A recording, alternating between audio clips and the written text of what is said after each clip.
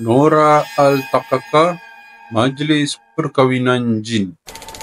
Pernah dengar nama Nora Al-Takaka?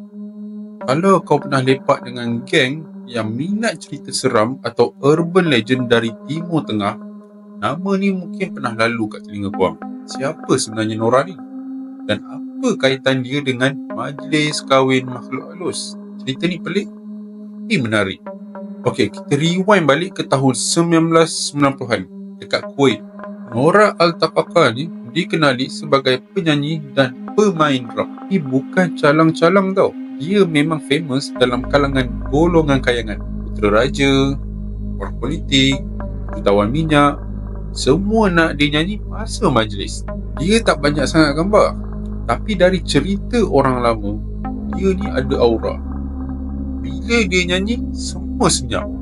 Bukan sebab suara dia je power, tapi sebab dia macam ada sesuatu yang misteri. Pada satu malam, Nora dapat call. Bukan call biasa. Suara kat ujung talian tu cakap, ada satu majlis kahwin penting di kawasan luar bandar. Rumah besar, klasik, tapi lokasi rahsia. Sampai-sampai je, baru tahu mereka sampai dekat sebuah manor, rumah agam yang besar, tapi pelik. Macam kosong, tapi lampu menyala. Tak ada bunyi, tak ada orang dekat luar. Tapi Nora fikir, alah, maybe ni jenis private event orang kaya kot. Jadi dia pun set up lah macam biasa. Lepas tu, tetamu pun mula masuk. Tapi bukan tetamu biasa. Ada yang pakai baju lama zaman Empire Uthmaniyah. Ada yang tutup muka, jalan senyap gila.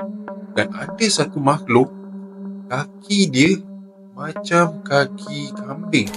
Orang mula rasa tak sedap hati, tapi dia tetap nyanyi. Profesional lah katakan. Tapi masa pengantin perempuan lalu, veil hitam, tak nampak muka langsung. Pengantin lelaki macam orang zaman dulu. Mata dia merah. Waktu Nora tengah perform lagu yang ketiga, tiba-tiba lampu terpadam. Bila nyala je balik, penonton semua dah hilang. Semua senyap, kosong. Nora dan band dia terus lari keluar daripada rumah tu.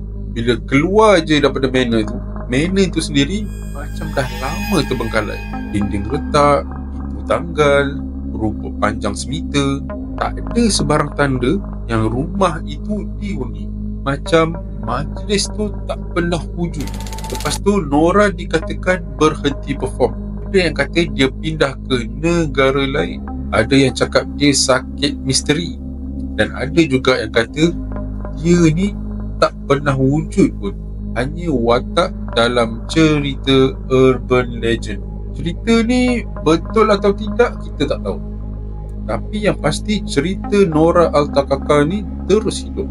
Diceritakan dari satu generasi ke generasi yang lain. Dalam dunia penuh misteri ni, kadang-kadang yang tak masuk akal itulah yang paling kita ingat. So guys, kalau korang berminat lagi untuk mendengar cerita-cerita jenayah yang sungguh kejam atau cerita-cerita paranormal yang menyeramkan, korang jangan lupa like, komen, share dan juga follow saya di semua social media. Okay? Assalamualaikum.